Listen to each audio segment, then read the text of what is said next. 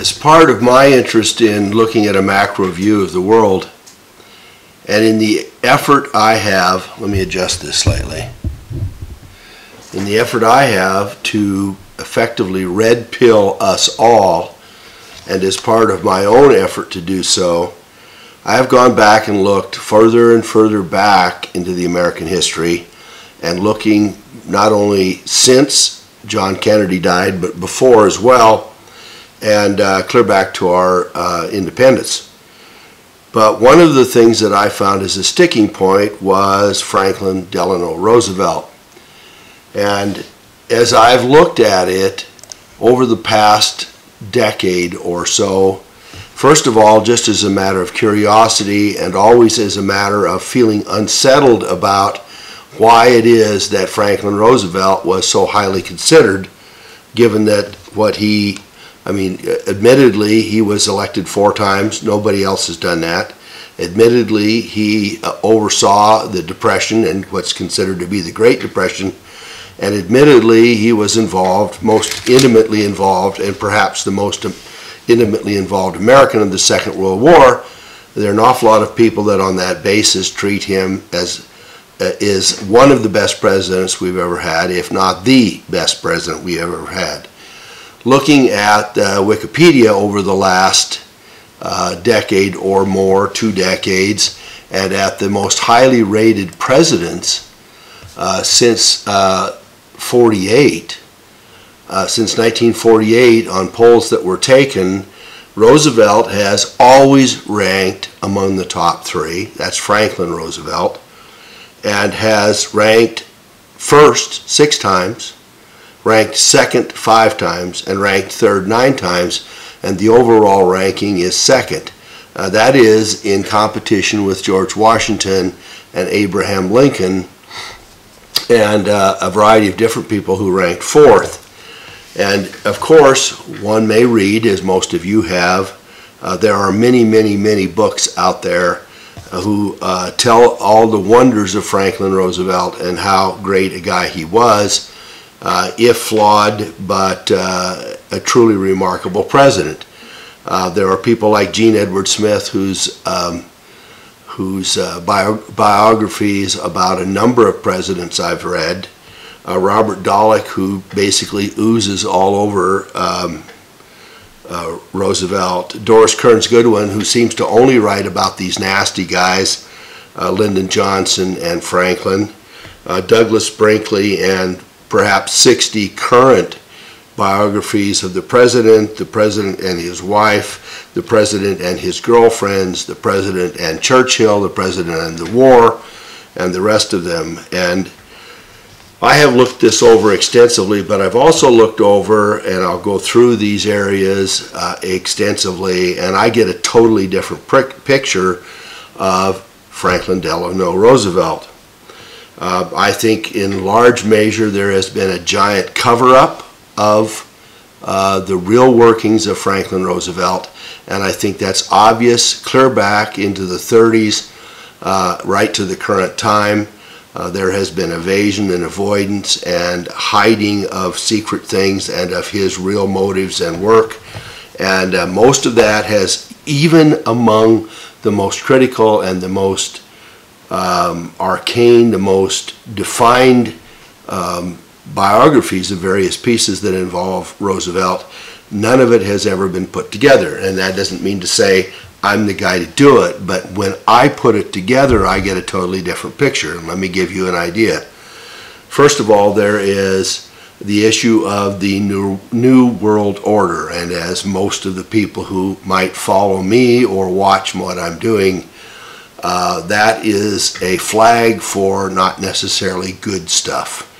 But it is clearly something which Roosevelt saw himself as doing, even to the point of, let me give you a comment by one of his biographers, a guy named Kimball, who said that, this would be Warren F. Kimball, that was written in '91, Roosevelt's idea of the 4 policemen, quote, 4 policemen, comes into play.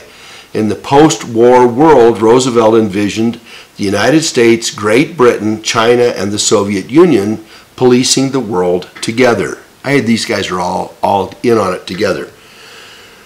But staying within their respective sphere of influence as to avoid conflict. This meant with the world divided into 4 arenas of responsibility, Roosevelt thought the great powers would be reasonably satisfied and too busy to get into each other's hair.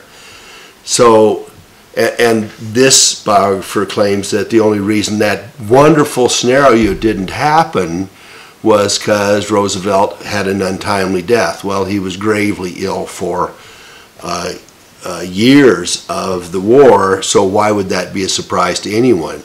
But worse than that, take a look at the 4 parties and take a look at how Roosevelt saw the spheres of influence.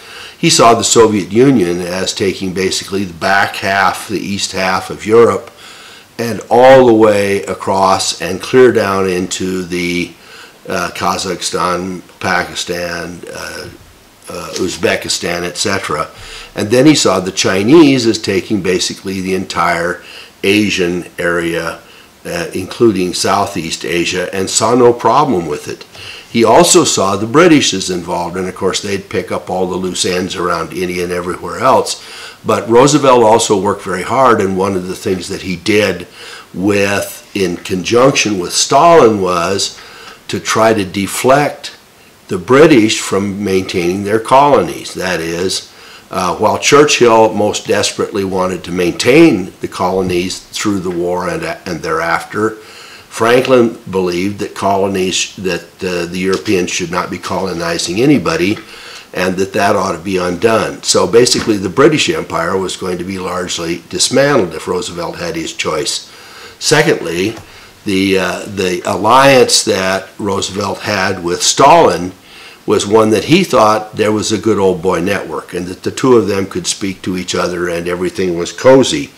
But in fact, Franklin Roosevelt knew very well that the gulags were going on behind the scenes in the Soviet Union. He knew very well that millions of people were being killed by the Soviets themselves. He knew very well that their economic policies were a disaster, and despite him saying so, that the Russian people and their adjacent enclosed peoples were better off than they had been under the czars. What Roosevelt knew, if he knew anything at all in 1940, was that the czars had perhaps 5,000 or 10,000 people, political prisoners in prisons throughout the Soviet Union, and a very well-fed peon, paupers, peasants network, and that they had never starved. And since Stalin had taken over, that people were starving in mass quantities, that there were as many as 20 million people that had been rounded up and sent off to gulags, and that most of those people had died. Some of them, the entire population sent, would die within a year. And there were, and one can say, well, gee, how would he know that? Well, there were escapees and even books published in the 20s indicating it. And if we had any kind of network of spies, Roosevelt would have known all of this. And yet he looked the other way and said that people were better off than they were with the czars, when that was in fact not the case.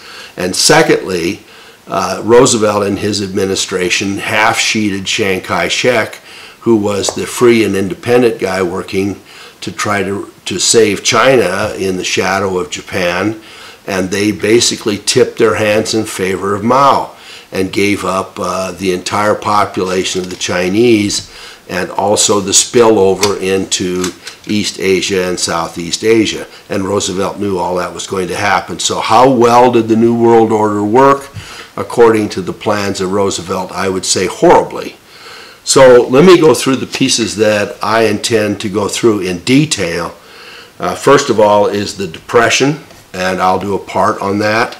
And that has to do with the economics of the Depression, with the taxes, and the fact that while people claim, all kinds of people claim, that Roosevelt followed Keynes, he was proactive, he was promoting the market, he was expanding the market, he was attempting to take them out of the Depression. And I will say to you that is absolutely not the case. He did not follow Keynes in any defined way, even though Keynes was not the best one to help us in any case. He kept the taxes high. He gave no incentives to private business.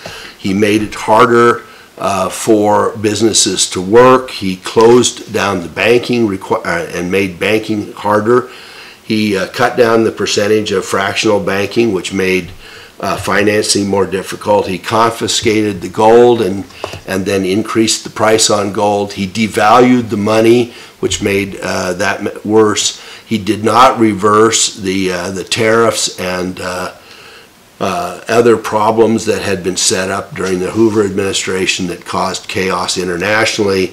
And he increased taxes almost every year. The public works programs and the rest of that and welfare that he put in were mostly make work and were dribbles of money to help people that he was not going to see get back into prosperity.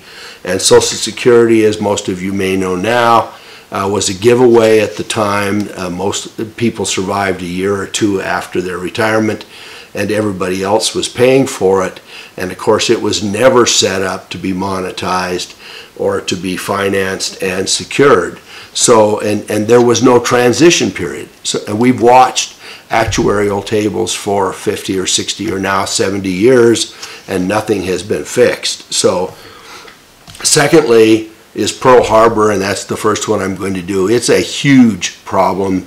There are all kinds of testimony and settings, Senate and House hearing committees that go back to the 40s to 45 and clear into the 90s. There was stuff hidden throughout all of those, and people did not have any idea how complicit Roosevelt was in Pearl Harbor and in tweaking on the Japanese over a period of a couple years, along with the Dutch and British, to create an incendiary situation to cause the Japanese to preemptively attack, which is what they wanted, what the Roosevelt administration wanted to have happen.